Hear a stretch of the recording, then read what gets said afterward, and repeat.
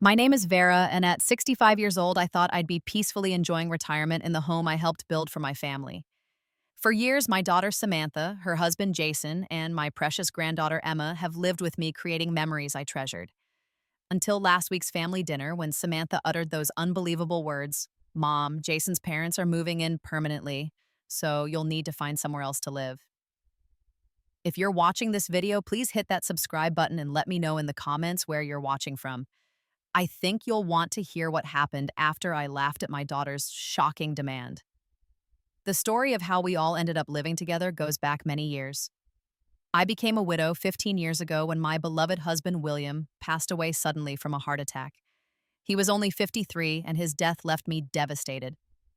William and I had been high school sweethearts, married for 33 wonderful years. Full.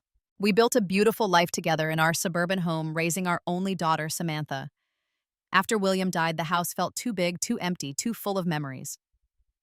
Samantha was just finishing college at the time, and I made what I thought was a practical decision. I sold our family home and purchased a smaller, more manageable four-bedroom house closer to where Samantha was starting her first job. It was a difficult choice leaving behind the home William and I had shared, but I wanted to be closer to my daughter as we both adjusted to life without him.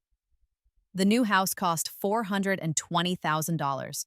I paid $350,000 from the sale of our old home as a down payment, taking a small mortgage for the remainder. Though Samantha was just 23 at the time, I put the house in her name. William had always said we should set our daughter up for success, and I thought this would give her financial security and a solid foundation for her future. I never imagined this decision would come back to haunt me. Those early years after William's death were challenging. Samantha and I leaned on each other. I helped her navigate her first professional job, and she helped me learn to live as a widow rather than a wife.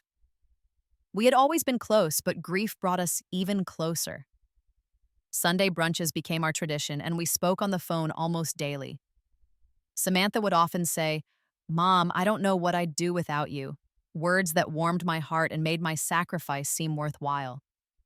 When Samantha was 28, she met Jason at a work conference. He was 30, confident, ambitious, and worked in finance. From the beginning, I had mixed feelings about him. He had charm and ambition in equal measure, but something about the way he talked about money and success made me uneasy. Still, Samantha was smitten, and I wanted her to be happy.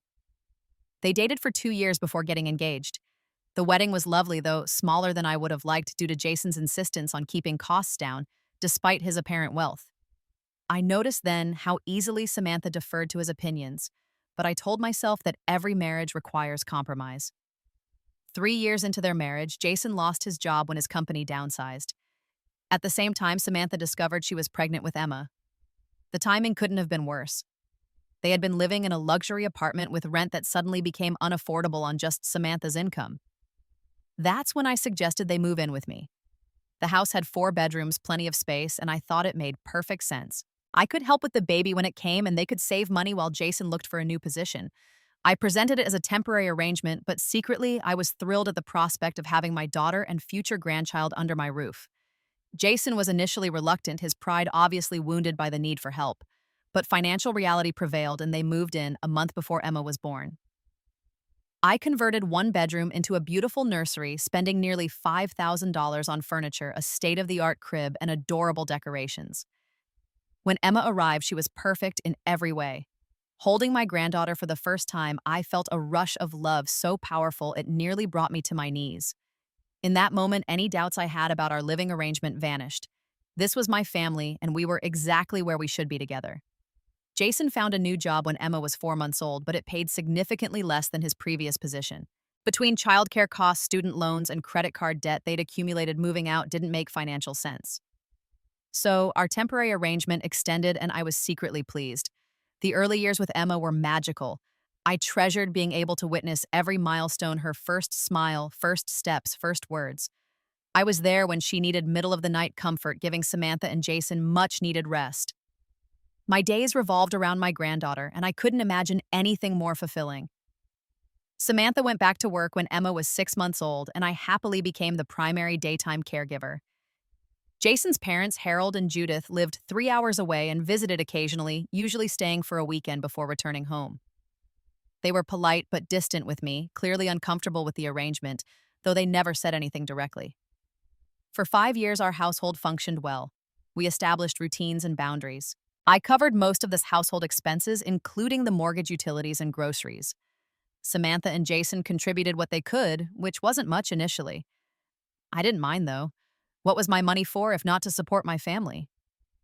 During those 5 years, I put another $30,000 into home improvements, a new kitchen with granite countertops that Samantha had always wanted, updated bathrooms, and a beautiful deck where we spent summer evenings. I paid for Emma's preschool, her dance classes, and the family vacations we took to the beach each summer. We were happy, or at least I thought we were. Looking back now, I can see the warning signs I chose to ignore, the subtle shifts that should have alerted me that trouble was brewing beneath the surface of our seemingly perfect family life. The first significant change came when Jason received a substantial promotion at work 3 years ago. Suddenly, his salary tripled and the power dynamics in our household began to shift. The first thing he did was buy a luxury SUV despite still having credit card debt. I gently suggested that perhaps paying down debt might be more prudent, but he dismissed my concerns with a wave of his hand. "You don't understand modern finance, Vera," he said the first time he'd ever addressed me by my first name instead of mom, as he had for years. "Sometimes you have to project success to achieve it." The subtle disrespect in his tone caught me off guard, but I stayed silent, not wanting to create tension. Over the following months, Jason's attitude toward me changed in small but noticeable ways. He stopped asking for my opinion on family matters.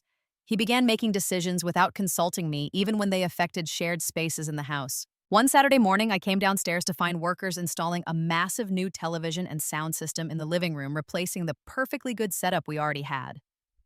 When I asked about it, Jason barely looked up from his phone. "The old one wasn't good enough for entertaining clients," he said dismissively. "We need to present a certain image now that I'm a senior manager."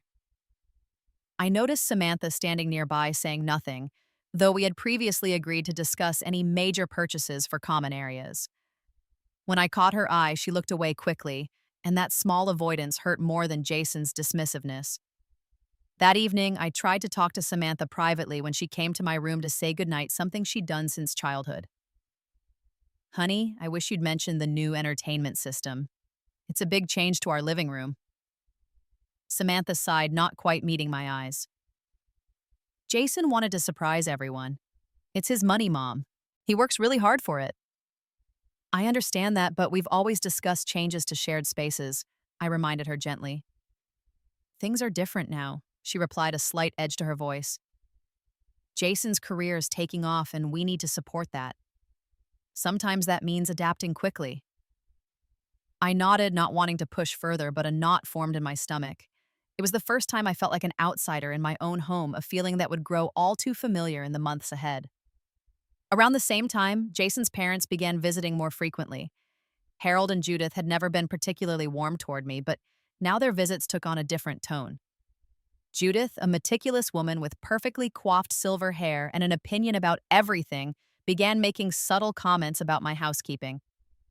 "The kitchen cabinets could use a good reorganizing," she said one afternoon, opening and closing them with disapproval. "When I ran my household, everything had a proper place." "I'll keep that in mind," I replied, forcing a smile while inwardly seething.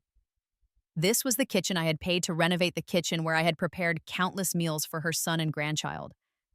Harold was less direct but equally dismissive. A retired bank manager, he constantly questioned my financial decisions. "You really should have invested in tech stocks 10 years ago," he told me over dinner one night.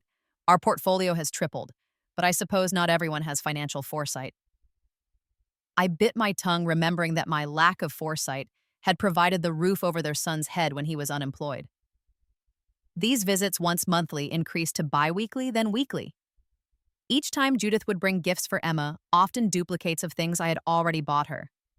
When Emma showed excitement over a doll I had given her, Judith quickly produced a newer, larger version. "This is the premium model," she said loudly, watching as Emma's attention immediately shifted to the shinier toy. The hurt on my face must have been evident, but no one, not even Samantha, seemed to notice or care. During one of these visits, I overheard a conversation that sent chills down my spine. I was in the garden just outside the open kitchen window when I heard Harold's voice. "The housing market in this area is really taking off," he was saying to Jason. "You two are sitting on a valuable asset." I know, Jason replied. We've been thinking about that. Your mother and I are getting tired of maintaining our big house, Harold continued. We've been talking about downsizing, being closer to Emma. That would be great, Jason said enthusiastically.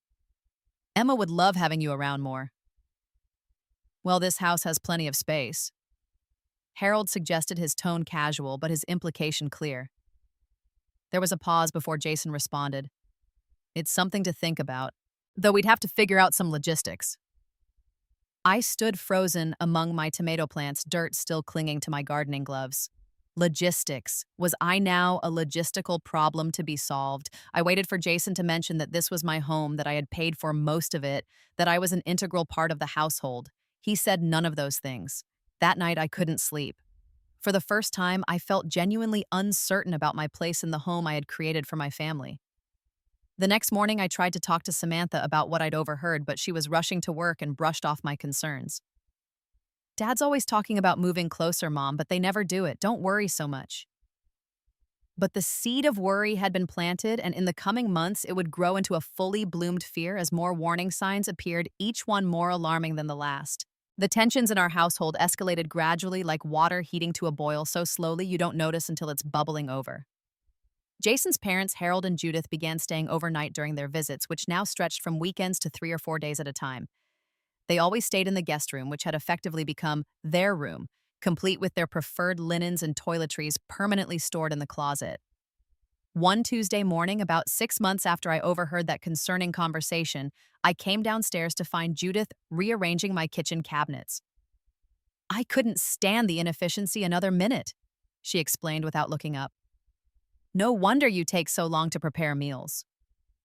I stood in the doorway, coffee mug clutched tightly in my hand, watching this woman dismantling the system that had worked perfectly for me for years. The worst part was that Samantha was sitting at the kitchen island watching and occasionally offering suggestions as if this invasion was perfectly normal. Samantha, I said quietly when Judith stepped outside to take a call. I wish you had asked me before allowing this. My daughter looked surprised. Mom, Judith is just trying to help. You're always saying how tired you are lately. Yes, but this is... I struggled to find the right words without sounding petty. This is my kitchen, our kitchen. Samantha's expression hardened slightly. It's the family kitchen, and Judith is family too. Please don't make this into a big deal. I retreated, hurt and confused by my daughter's inability to see how this felt from my perspective. Later that day, I discovered that several of my cooking implements, including a cast iron skillet that had belonged to my mother, had been relegated to boxes in the garage deemed outdated by Judith. When I rescued my treasured items and returned them to the kitchen, I found new expensive replacements already in their places, complete with gift tags. To Samantha to help modernize your kitchen. Love, Mom and Dad. Your kitchen, not our kitchen. The distinction was small, but significant. The following weekend, I returned from my Saturday morning book club to find unusual activity upstairs. Workers were coming in and out of the house, carrying supplies up to the space that had originally been designated as a small home office, but had recently been used primarily for storage. What's happening? I asked Emma, who was watching cartoons in the living room. Daddy and Mommy are making a new room for Grandpa and Grandma, she replied without taking her eyes off the screen. I climbed the stairs, my heart pounding uncomfortably in my chest. The door to the office was open, and inside the transformation was already underway. The walls had been freshly painted a soft blue that I recognized as Judith's favorite color. The desk and bookshelves that had held family photo albums were gone. In their place was the frame of a queen-sized bed. Jason stood in the center of the room, directing a worker about the placement of a dresser. He looked up when my shadow fell across the threshold. Vera, he said, his tone indicating he wasn't pleased to see me. I thought you'd be gone longer. What is this Jason?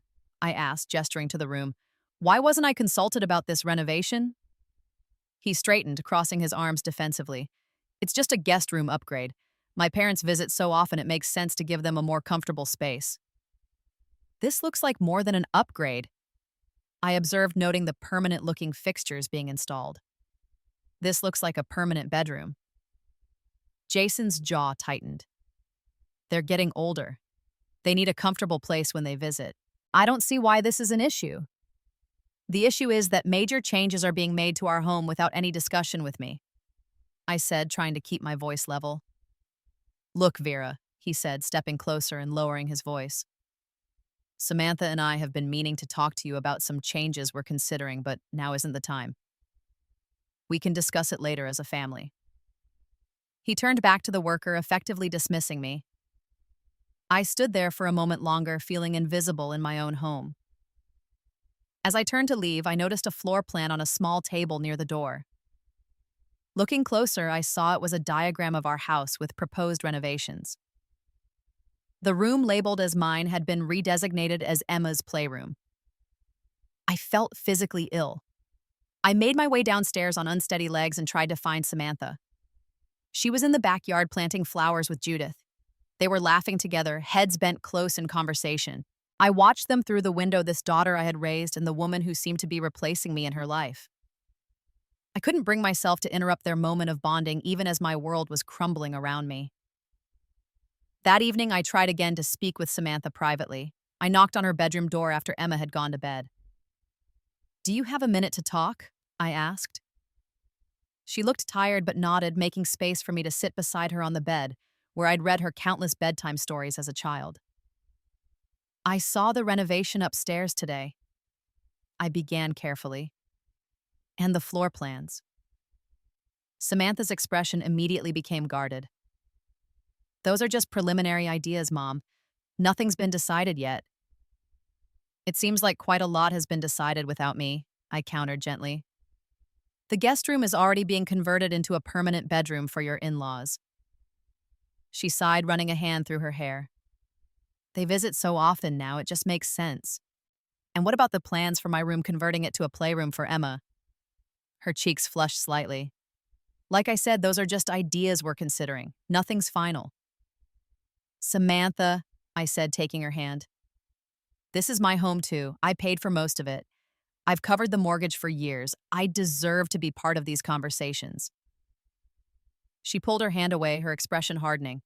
"I know you've contributed, Mom, and we appreciate it. But technically the house is in my name. Jason and I need to make decisions based on what's best for our family's future." Her words felt like a physical blow. "Am I not part of that future?" Samantha stood up, creating distance between us. "Of course you are. Things are changing. Jason's career is taking off. His parents are getting older and might need more support soon. We're trying to plan ahead." "And where do I fit in these plans?" I asked, my voice barely above a whisper. She wouldn't meet my eyes.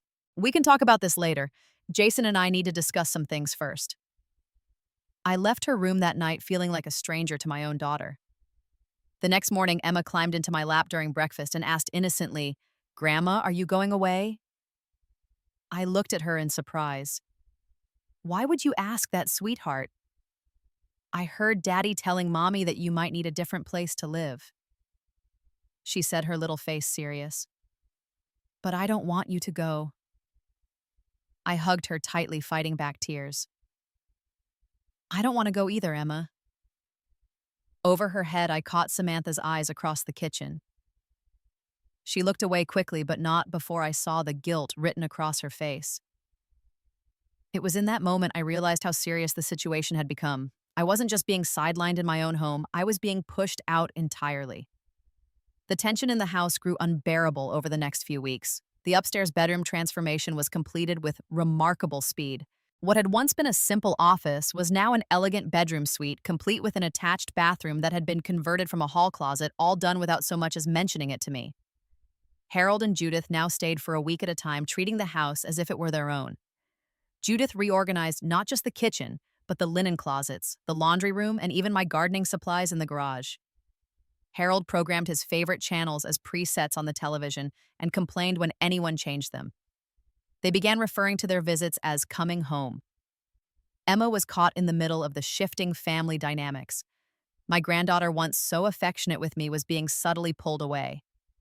Judith insisted on taking her shopping, to the movies, to the park, all activities that had previously been our special time. "Grandma Judith says your cookies have too much sugar." Emma told me one afternoon when I offered her a treat I'd baked. She says they're not healthy for growing girls. Each small comment, each tiny rejection cut deep. I began retreating more and more to my bedroom, the only space that still felt like mine, though even that was under threat, according to the renovation plans I'd seen. Then came the dinner that changed everything. It was a Sunday evening, and Harold and Judith had arrived earlier that day for another extended stay. I had prepared a roast chicken, mashed potatoes, and green beans, a meal that had always been Samantha's favorite growing up. "You still use that old roasting method," Judith commented as I served the food. "I find convection gives a much more even result." I smiled tightly, having heard similar criticisms for months now.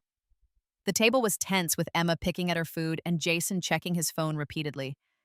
Harold and Judith dominated the conversation, talking about friends of theirs who had recently moved to be closer to their children. "Barbara and Ron just love living near their daughter now," Judith was saying.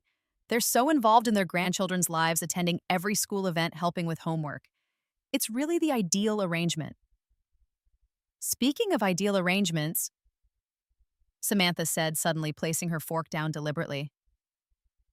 "Mom, Jason and I have been wanting to talk to you about something important."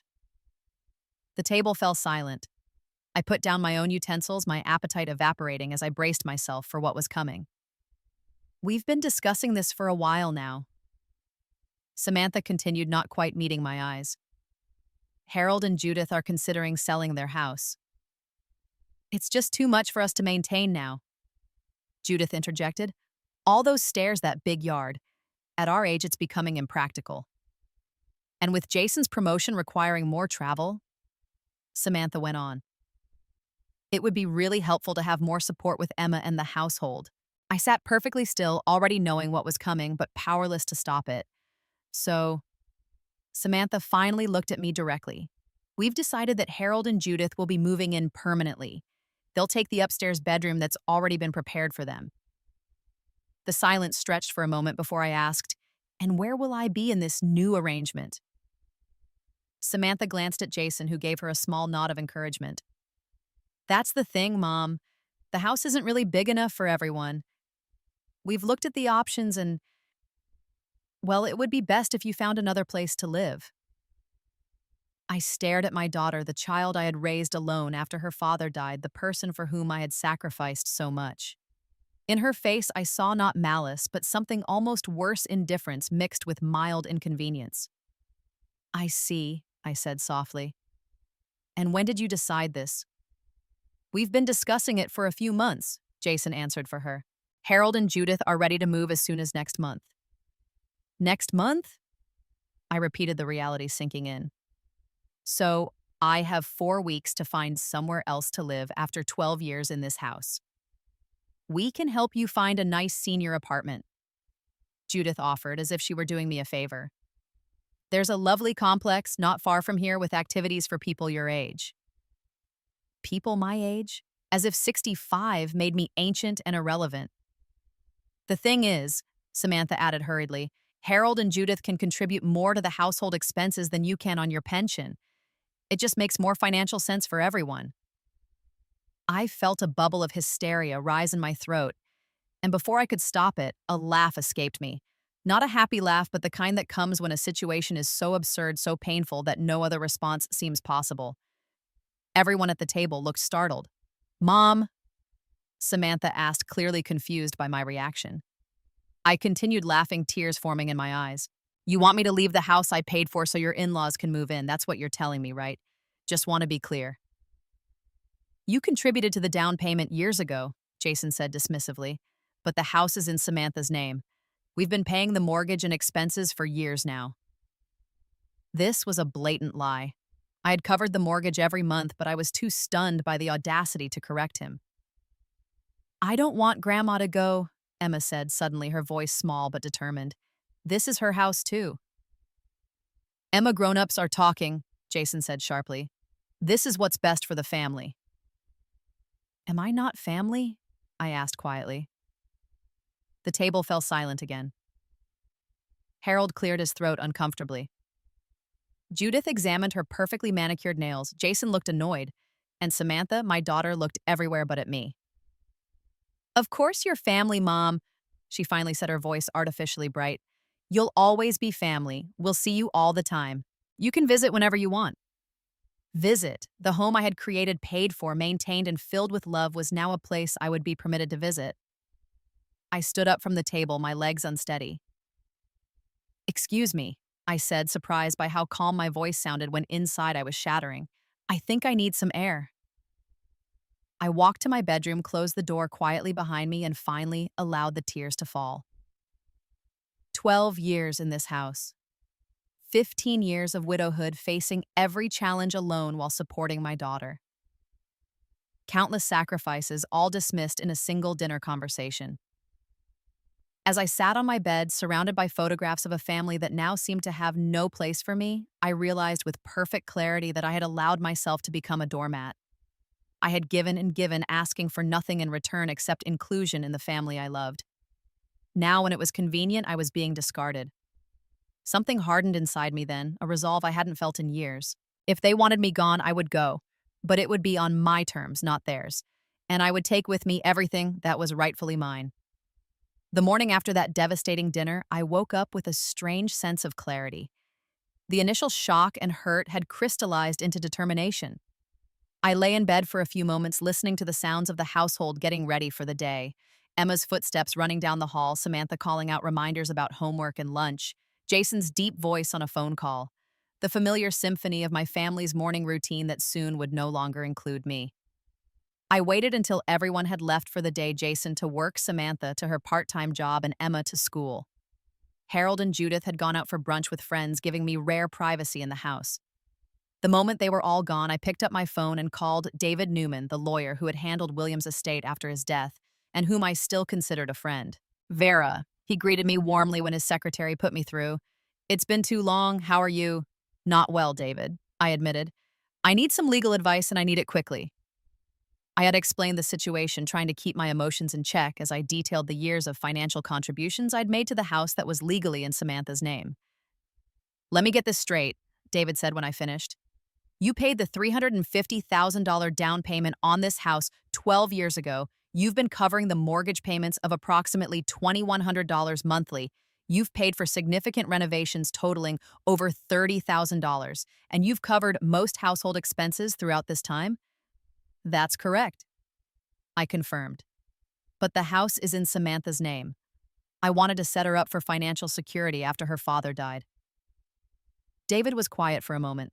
Vera, while the legal title is in Samantha's name, you may have what we call an equitable interest in the property based on your substantial contributions.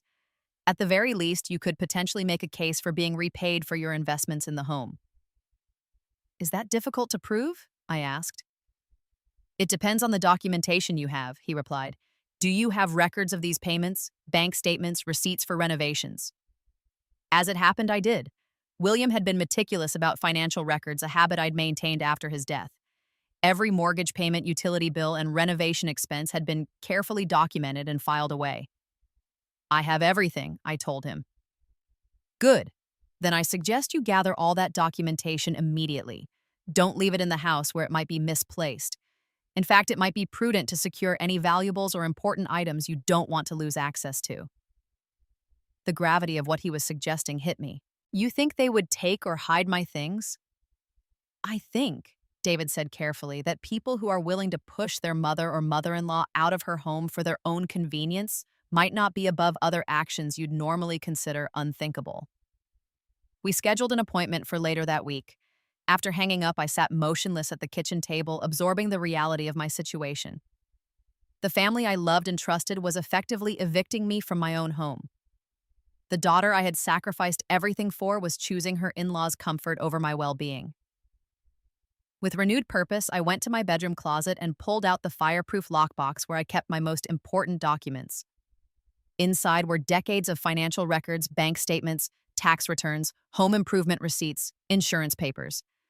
I flipped through them quickly, confirming that I had documentation of every major contribution I'd made to the house. Next, I called my oldest friend Margaret, who lived about 30 minutes away. Margaret and I had been friends since college, supporting each other through marriages, children, and, for both of us, widowhood. I was wondering when you'd call me, she said after I explained what had happened. I never trusted that son-in-law of yours.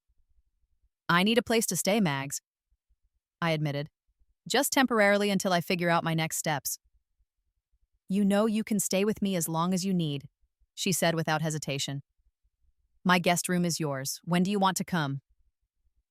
I'm not sure yet, I replied. I need to make some arrangements first. Whatever you need, I'm here, Margaret assured me. And Vera, don't let them see you cry, not one tear in front of them. After our call, I spent the rest of the day taking inventory of everything in the house that I had purchased. The refrigerator and dishwasher I'd bought 3 years ago when the old ones broke. The living room furniture, including the sofa that Judith was always complaining was too firm. The dining table where my family had just informed me I was no longer welcome, handed down from my grandmother. The washer and dryer in the laundry room, the garden tools and patio furniture, even Emma's bedroom set, which I had purchased when she outgrew her crib.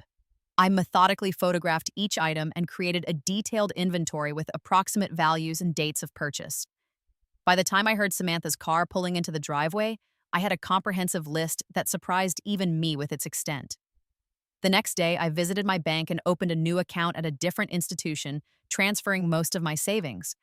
I left enough in the joint household account to cover the next month's mortgage payment, my final contribution to a home that was no longer mine.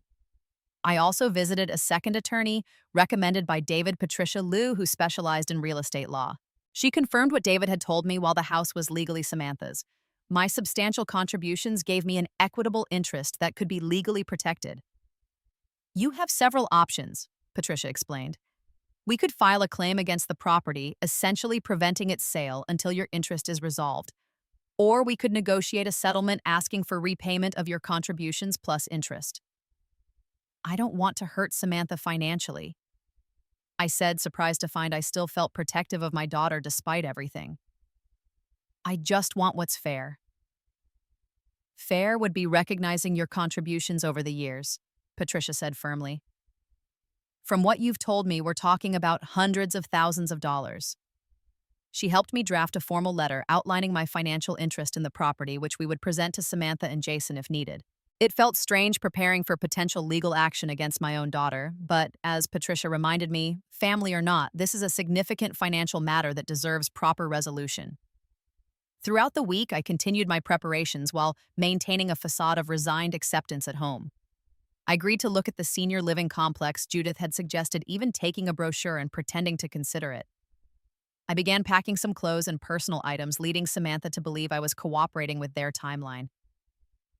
I'm glad you're being so understanding about this, Mom, she said one evening, her relief palpable. We were worried you might be upset. I smiled thinly. What choice do I have?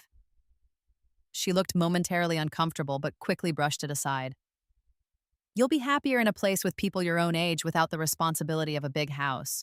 I nodded, not trusting myself to speak without revealing the anger and hurt still simmering beneath the surface. By the end of the week, my plan was in place. I had secured a storage unit for my belongings, arranged for a moving truck, and confirmed I could stay with Margaret until I found a more permanent solution. I had gathered all my financial documentation and had legal representation ready if needed. All that remained was to choose the right moment to execute my exit, a moment that would make crystal clear to Samantha, Jason, and the interfering in-laws exactly what they were losing when they decided to push me out of my own home. The perfect opportunity presented itself exactly 1 week after the dinner announcement.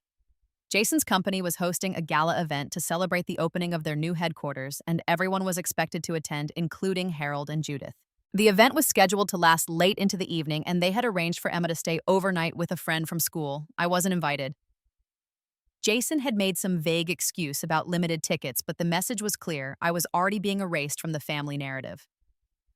Will you be okay on your own tonight, Mom? Samantha asked as she applied her makeup in the bathroom mirror. She was wearing a new dress, black and sleek, that I had never seen before. Of course, I assured her. I've got a good book and some shows to catch up on. You all have fun. We shouldn't be too late, she said, though we both knew that was likely untrue. Call if you need anything. I watched from the living room window as they left Jason driving his luxury SUV with Samantha beside him and Harold and Judith in the back seat. They looked like the perfect family unit, complete without me. The moment their car turned the corner, I sprang into action. I called Margaret, who had been on standby for this moment. They're gone, I told her. We have about 5 hours.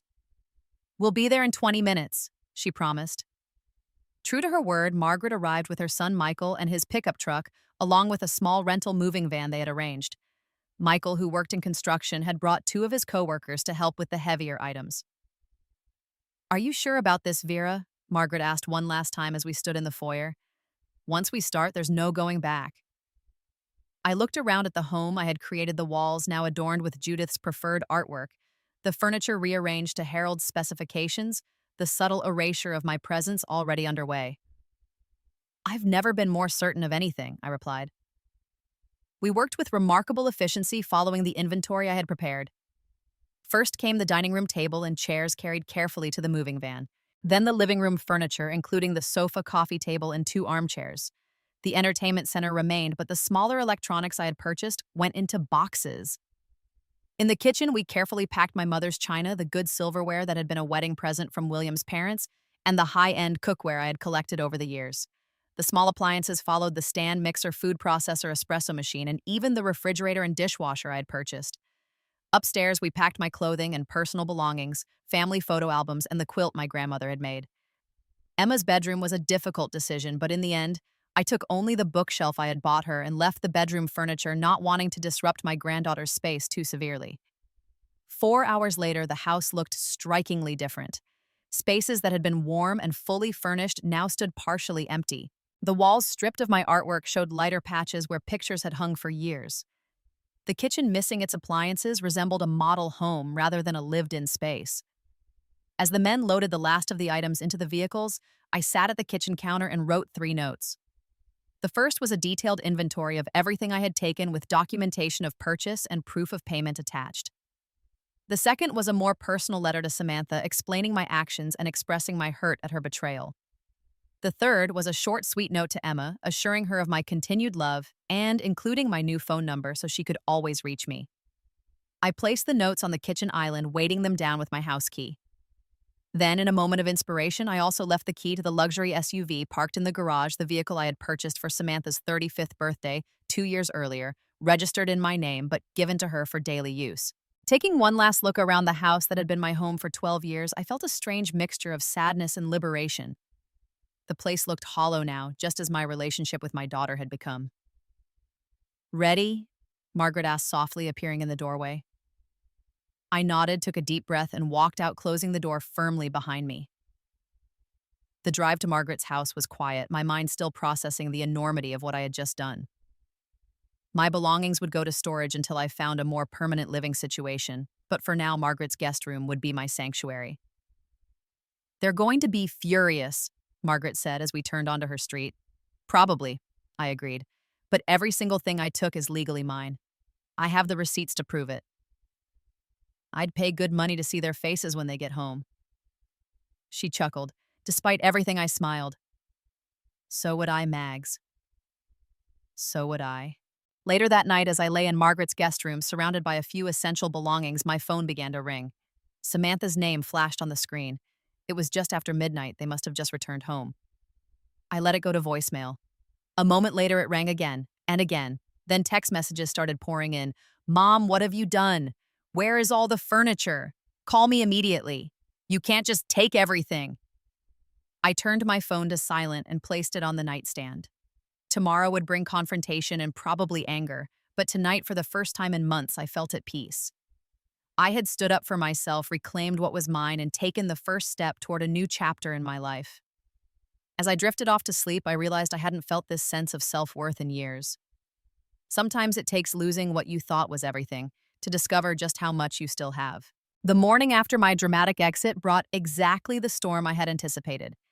My phone had accumulated 27 missed calls and 43 text messages overnight, not just from Samantha, but also from Jason and even Harold. I scrolled through them as I sipped coffee in Margaret's sunny kitchen, watching the tone evolve from shock to outrage to threats. "She's threatening to call the police," I told Margaret, showing her the latest text. Margaret snorted. "Let her try. Everything you took belongs to you. You've got the receipts to prove it." Around 10 o'clock, my phone rang again. This time it was Emma. "Grandma?" Her small voice broke my heart. "Where are you? Why did you take your stuff?"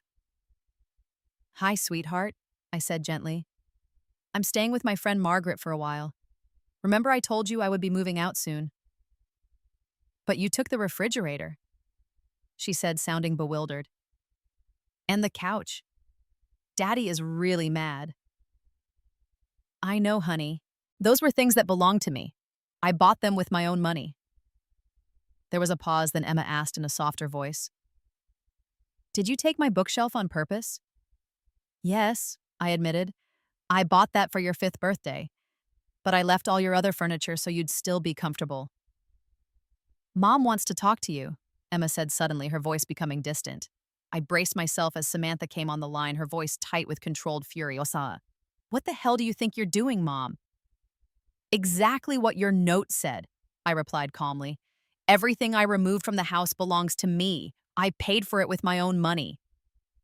You can't just take a refrigerator in the middle of the night or the dining room table we use every day. This is insane. Is it? I kept my voice level. You decided I was no longer welcome in my own home, a home I paid for. Did you expect me to leave all my belongings behind as well? We never said you weren't welcome, Samantha protested weakly. We just needed you to find your own place.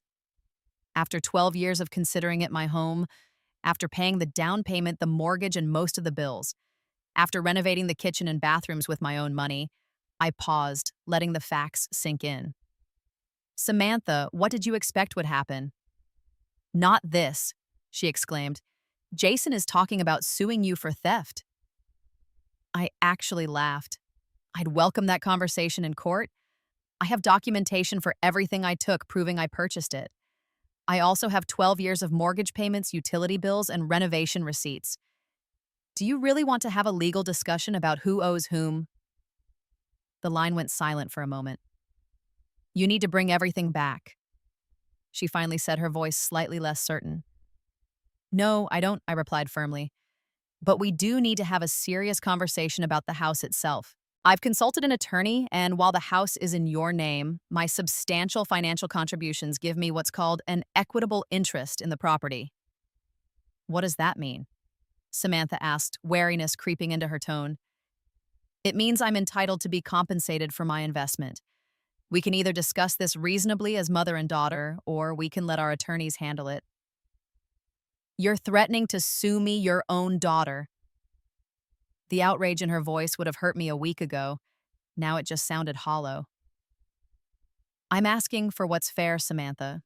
Just as you and Jason decided what was fair when you chose to push me out of my home to make room for his parents. I heard Jason's voice in the background demanding to speak with me. Samantha must have put her hand over the phone because their voices became muffled, but I could still make out snippets of their heated exchange. Let me talk to her, Jason was insisting. No, you'll just make it worse, Samantha hissed back. After a moment, Samantha returned to our conversation. Mom, this is getting out of hand. Can we just sit down and talk about this calmly? I would welcome that, I agreed, but not at the house. We can meet at my attorney's office later this week. Attorney's office? She sounded genuinely shocked. Is that really necessary? Given the circumstances, yes, I believe it is. We agreed to meet in 2 days' time at David Newman's office. After hanging up, I felt a strange mix of sadness and vindication. The relationship with my daughter was damaged perhaps irreparably, but for the first time in years, I was standing up for myself. The next day, my phone rang with a call from an unknown number. It was Emma using her friend's phone. Grandma, I miss you, she said immediately. When are you coming home? I'm not coming home, sweetheart, I told her gently. But you can visit me at my new place once I get settled. Mom and Dad are fighting all the time now, she confided. Grandma Judith keeps saying you stole everything, but I told them you wouldn't steal. That's right, I assured her. I only took what was mine. Daddy took away my phone because I tried to call you yesterday, she continued. That's why I'm using Lily's phone. They don't want me talking to you. My heart ached at the thought of Emma being caught in the middle of this adult conflict. You can always call me Emma no matter what. I wrote my new number in the letter I left for you. I know, I folded it up and put it in my secret box. she said, Grandma, are you ever coming back? Not to live there, I told her honestly. But that doesn't mean I won't see you. I love you very much, and nothing will ever change that. I love you too, she whispered. I have to go now. Lily's mom is calling us for lunch. After that call, I was more determined than ever to resolve the situation as quickly as possible for Emma's sake, if nothing else. The meeting at David Newman's office 2 days later was tense, but productive. Samantha came alone, telling me that Jason was too angry to participate constructively. She looked tired with dark circles under her eyes and a subdued demeanor that was strikingly different from her usual confidence. David laid out the facts clearly. I had contributed over $400,000 to the house over the years between the down payment, mortgage payments, and renovations. While the house was legally in Samantha's name, my substantial contributions gave me an equitable interest that could be legally enforced if necessary. There are two options, David explained. Either the house can be sold and the proceeds divided according to contribution, or Samantha and Jason can buy out Vera's interest. Samantha looked stunned at the dollar amount we were discussing. We can't afford to pay that kind of money right now, she admitted. Then perhaps selling the house is the most equitable solution, David suggested. Sell our home. Samantha looked panicked. What about Emma, her school, her friends? These are all considerations you should have thought about before deciding to evict your mother. David said, his tone professional but pointed. Samantha flinched at the word evict, but didn't dispute it. We left the meeting with an agreement to continue discussions. Samantha would talk to Jason about their options, and we would reconvene the following week. As we walked out of the building together, Samantha hesitated, then asked quietly, "Why didn't you ever tell me how much you were contributing to the house?" I looked at her surprised. I didn't think I needed to. We were family. I was helping my daughter and granddaughter have a secure home. I didn't know, she insisted. Jason always said we were covering most of the expenses. And you believed him without ever checking. I couldn't keep the hurt from my voice. She looked away. I trusted my husband. And I trusted my daughter. I replied softly. I guess we were both mistaken. Over the following weeks, a remarkable transformation took place. The initial anger and shock gave way to a more pragmatic approach as Samantha and Jason grappled with the financial and emotional fallout of their decision. With the help of David and his team, we reached a settlement regarding the house. Since Samantha and Jason couldn't afford to buy out my interest and I had no desire to force a sale that would disrupt Emma's life, we agreed to a different arrangement. They would take out a home equity loan to pay me $200,000 immediately, with the remainder of my contribution converted to a legal lien against the property to be paid in full if they ever sold the house. This arrangement gave me enough capital to secure my own living situation while ensuring my long-term financial interest was protected. It was less than I was entitled to, but it felt like a fair compromise for Emma's sake. With the settlement money, I purchased a small 2-bedroom condominium in a pleasant community about 15 minutes from my former home. It was all on one level with a small patio garden that satisfied my green thumb. I furnished it with the items I had reclaimed from the house, creating a space that was truly mine, filled with memories and comfort. 2 months after my abrupt departure, Emma was finally allowed to visit my new home. Samantha dropped her off somewhat reluctantly, still clearly uncomfortable with our new dynamic, but unable to deny Emma's persistent request to see me. "Grandma, I love your new place," Emma exclaimed, running from room to room. "And you have all our old stuff." "My stuff," I gently corrected her. "But you're welcome to enjoy it whenever you visit." "Can I stay overnight sometimes?" she asked hopefully. "If your parents agree." I told her, not wanting to make promises I couldn't keep. During that first visit, Emma revealed more about what had happened after my departure. Apparently, Harold and Judith had indeed moved in as planned, but the arrangement was far from harmonious. "Grandma Judith keeps changing everything," Emma confided. "She made Mom get rid of the pictures of you and Grandpa William in the hallway, and she's always telling me to be quieter and neater." "How's your mom handling that?" I asked carefully. Emma wrinkled her nose. "She cries a lot when she thinks no one is looking, and she and Daddy fight almost every night after they think I'm asleep." I felt a pang of sympathy for Samantha despite everything. It seemed the perfect arrangement she had envisioned was turning out to be anything but ideal. My suspicions were confirmed a few weeks later when Samantha called me out of the blue asking if we could meet for coffee. We chose a neutral location, a cafe halfway between our homes. She looked exhausted when she arrived, her clothes slightly rumpled, her hair hastily pulled back. The polished appearance she had always maintained was notably absent. "Thank you for meeting me," she said, fidgeting with her coffee cup. I wanted to talk to you without lawyers or anyone else involved." "I'm listening," I said, neither warm nor cold. She took a deep breath. "I made a terrible mistake, Mom. I see that now." I waited, not offering easy absolution. "Living with Harold and Judith it's not what I expected," she continued. "They criticize everything from how I parent Emma to how Jason and I manage our finances. Nothing is ever good enough." "That sounds challenging," I commented neutrally. "Jason doesn't see it, or he chooses not to," she said, frustration evident in her voice. "He thinks I'm being oversensitive. But they're taking over everything, just like—" She stopped abruptly. "Just like they took over my role in the household." I finished for her. She had the grace to look ashamed. "Yes, I didn't understand what was happening until it happened to me. And now I'm trapped," she admitted. "We used most of the home equity loan to pay off Jason's credit card debt and buy a new car for Harold and Judith. We can't afford to help them move out, and Jason refuses to even discuss it." I sipped my coffee, allowing her to continue without interruption. "Emma is miserable," she went on. "She misses you terribly, and Judith's strictness is crushing her spirit. Last week she got in trouble at school for the first time ever acting out in class." "Children are perceptive," I noted. "They absorb the tension around them." "I know." Samantha's eyes filled with tears. "Mom, I'm so sorry for what we did to you.